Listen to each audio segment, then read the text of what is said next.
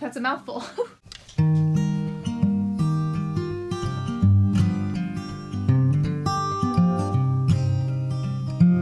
Hello everybody and welcome back to my channel. My name is Rayleigh Bradshaw. I'm an aspiring author of YA historical fiction, currently working on my debut novel, Untamable.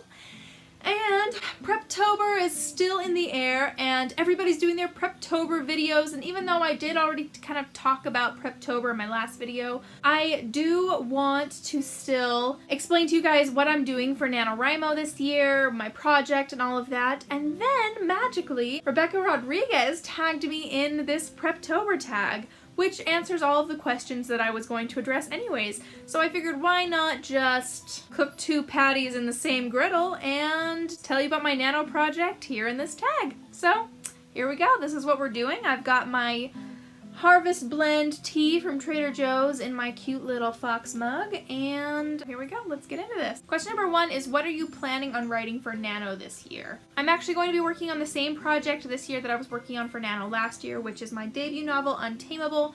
I was able to write 50,000 words last year, but I've still got a good chunk of the book left. I've got probably the last quarter of the book, I think, is what I've got left to write. So I'm going to be finishing that during NaNoWriMo, and then if I manage to finish that book before I hit 50,000 words, which I'm really hoping, because already I'm an overwriter and I'm going to have to chop out a bunch of this book anyways, but if I can finish that book before I reach my 50,000 word marker, I do have my next project kind of planned out and I've got an outline written for it, so then I will just get that one started and hit my 50,000 words using 2 different projects. So I guess that makes me a Nano rebel, because traditionally you start a new book and finish it in NaNoWriMo, but I'll be finishing one book and starting another instead. And the project that I'll be hopefully finishing this NaNoWriMo, Untamable, is a young adult western set in Texas near the end of the cowboy era. So it's pretty fun. I've been studying the West for years, just trying to get this book written, so it's time to crank it out and be done already. Question number 2 is, what do you find hardest about planning for NaNo? So, I'm still fairly new to the whole NaNoWriMo thing because I've really only done it for 3 years in a row, and only 2 of those years did I do it officially, where I actually registered on the NaNoWriMo website and all of that jazz and tracked my words. I didn't do any prep for the last 2 Nanos. The only preparation I've ever done for any Nano was Camp NaNoWriMo this last July, and for that I deep cleaned my whole house. I tried to stock up on groceries and everything so that, you know, all those like day-to-day life things wouldn't get in the way of my writing.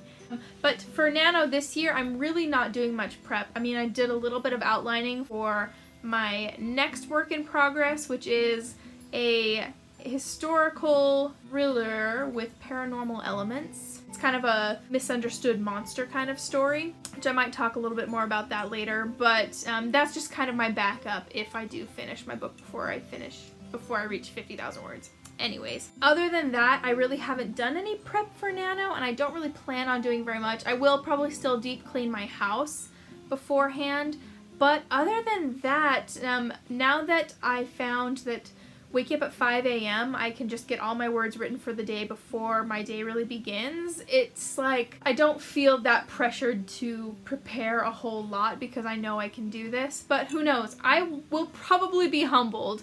I'll vlog my NaNo experience and maybe we'll see. I'll be a repentant soul that'll be like, why didn't I prepare like everybody else? But for right now, I feel like my preparation is mostly just kind of relaxing and recharging my battery for the coming month. Question number 3 is, what is your favorite part about planning? And my favorite part about planning is probably just the buildup of excitement that's in the air. I love how everybody's talking about NaNoWriMo right now on social media, on Twitter and on YouTube. It's just all over. Everybody's getting excited about it, and I love that the community is just like, as a whole, it's like this volcano that's ready to erupt, and it's, I don't know, it's exciting and it's fun, and I really do like outlining. I've had fun outlining and doing a little bit of research for my next project that I might be starting. It's like, it's awkward to talk about because I don't know if I'll actually finish Untamable and then be able to start this next project, which is called Awake. just so I can differentiate between the two. My current work in progress is Untamable. My future work in progress is called Awake. I've had fun outlining that, so that's been fun. Okay, question number 4 is, do you use a structured plot outline with worksheets, or do you just word vomit? I'm probably more of a plantser than I like to admit. I label myself as a plotter, but really I do a fair amount of pantsing as well because there's a lot of word vomit. But for the most part, I do really like to have a structured outline, not super structured, but fairly structured, like to the scene structured, but not to the paragraph structured, if that makes any sense. But then it's subject to change as I'm writing, because that's where the pantser in me comes out. As I'm following my outline and writing, sometimes things will change because I'll just be writing the character's dialogue or something, and somebody will say something and I'll be like, oh my gosh, I didn't realize this character was going to feel this way. Well, this changes things. So I feel like I'm constantly making adjustments to my outlines, but I do like to have them just for somewhere to go off of, especially sitting down to write every morning. I like to have an outline that I can look at just to kind of pull me back into the zone and help me remember where I wanted this to go. Okay, question number 5 is, what sources do you use when you plan? Right now I'm reading Save the Cat. A lot of people seem to really like that as a guide for writing a outline. I have not finished that book yet. There are things I like about it so far, things I don't like, and I'll have a whole video on that once I finish the book. But for the most part, I don't really use any resources other than a notebook and a pen. I pretty much just write things out, but since I'm writing historical fiction, I have a bunch of these books back here are all historical books surrounding the time period I'm writing about in the Old West. So I'll use those when I'm planning, but otherwise, yeah, I would say those are really my only resources. Question number 6 is, do you have a survival kit? Not really. I do keep some essential oils at my desk. I really like cinnamon and fennel. They're supposed to help with confidence and creativity. So I do keep those at my desk. I use them occasionally, but for the most part, I mean, not really. My desk is my survival kit, and gotta drink lots of water, lots of tea. My alarm clock, I would not be able to get up at 5 in the morning without my alarm clock. And yeah, that's pretty much it. I mean, yeah. Question number 7, do you have a favorite snack while writing? Nope, I do not like to eat while I write. Question number 8, do you listen to music while writing? If so, what's your favorite?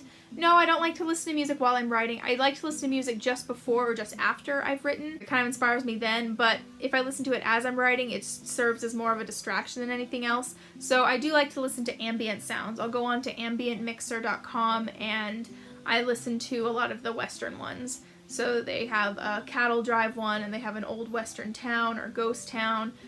So I'll listen to those on occasion when I feel like I need them, but for the most part, I just like to write in the silence of the early morning. Question number 9 is, do you plan to incorporate this year's NaNo theme into your writing? So I know that Rebecca Rodriguez actually didn't come up with this tag. She resurrected this tag. It was kind of old, so we're thinking that, or she was thinking, and I'm just copying what she said, that maybe in years past, NaNoWriMo provided a theme to follow. I have a vague recollection of a NaNoWriMo where there was a theme, but I ignored the theme because I always have my own agenda during NaNoWriMo.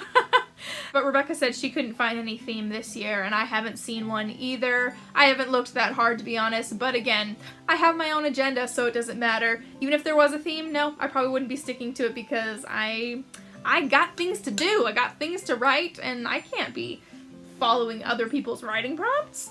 Okay, and then question number 10, the last one, is, do you think you'll win NaNo 2018? Absolutely. I have total confidence in my ability. Oh, my fox is backwards. I have total confidence in my ability to win NaNoWriMo. Because I'm a winner. That's what I do. I win things. And I'm excited, and here we go. And even if I gotta kill myself to do it. Honestly, the most important part about NaNoWriMo for me is not writing 50,000 words. It's just keeping this forward momentum and making progress in my book. That's all. I'm gonna do another video probably when NaNoWriMo starts on this, but for now, this is good, and I've got to go pick up my husband from work. So thank you so much, Rebecca, for tagging me in this. This was a lot of fun, and I know there's not a whole lot of time left in October for other people to do this tag, but still, I'm going to tag Katie Wilson and Christy Schuler to do this tag. I'd really like to see you do this one if you have time. If you don't worry about it. I know it's kind of last minute. But anyways, thank you guys so much for watching. Good luck with your NaNoWriMo journey if you are doing NaNoWriMo this year, and I will see you guys next time. Bye. Would you come take a walk with me? We'll cross over the mountains and we'll reach the pale blue sea. I love you, I'm so glad